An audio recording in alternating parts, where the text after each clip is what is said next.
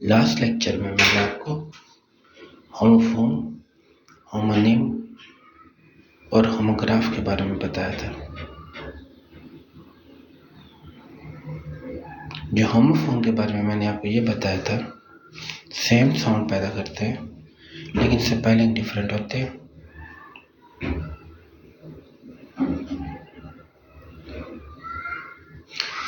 और इसके मीनिंग भी डिफरेंट होते हैं।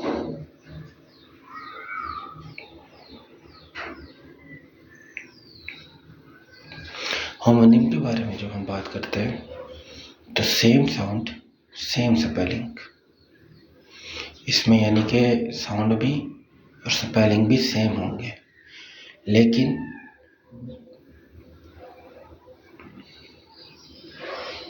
मीनिंग डिफरेंट होंगे। होमोग्राफ की भी अब हम बात करते हैं, सेम स्पेलिंग, ठीक है, different sound different meaning.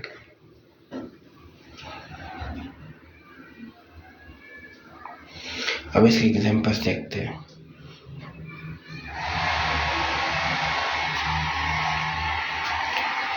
Homonyms, words that sound the same and spelled same but have different meanings। यानी कि वर्ड्स जिनका साउंड सेम होता है, स्पेलिंग भी सेम होता है बट मीनिंग डिफरेंट होता है। बैट जब देखते हैं तो बल्ले को भी बैट कहते हैं, चमगादड़ को भी बैट कहते हैं। पाम की जब बात करें तो खजूर को भी पाम कहते हैं, हथेली को भी पाम कहते हैं। होमोफोन्स के बारे में देखें, words that sound the same but spell differently and have different meanings. Eight,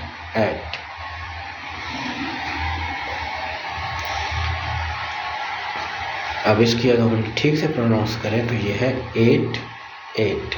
इसकी मैंने थोड़ी सी रॉन्ग प्रोनाउंसिएशन इसलिए की कि जो हमारे कस्टमरली जो हम प्रोनाउंस करते हैं, एट को एट प्रोनाउंस करते हैं, ईट एट, ये नहीं है, ये है ईट एट। इसी तरह से जब हम किसी एट के साथ कंपेयर करते हैं, एक एट का मानी होता है वर्ब की ईट, वर्ब की दूसरी फॉर्म यानी कि खाया, और एक एट का मानी होता है 8। इसी तरह से सन, जब हम सन की बात करते हैं तो एक सन का मानी होता है बेटा और दूसरे सन का मानी होता है सूरज। इसमें SON और SUN में स्पेलिंग का फ़र्क है, मीनिंग का फ़र्क है, बट प्रोनाउंस सेम कर रहे हैं। जबकि होमोनिम्स में स्पेलिंग भी सेम होते हैं, पढ़ते भी एक जैसे हैं लेकिन बुलाते ये दो मुख्तलिफ चीज़ों को है। होमोग्राफ एक ही स्पेलिंग होता है, मुख्तलिफ साउंड होते हैं।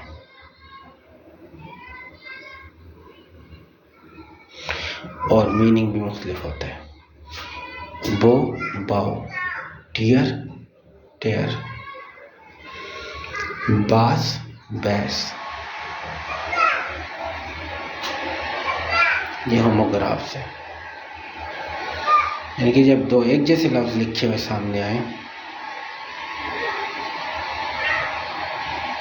लेकिन उन्हें हम पढ़े मुख्तलिफ तरीके से,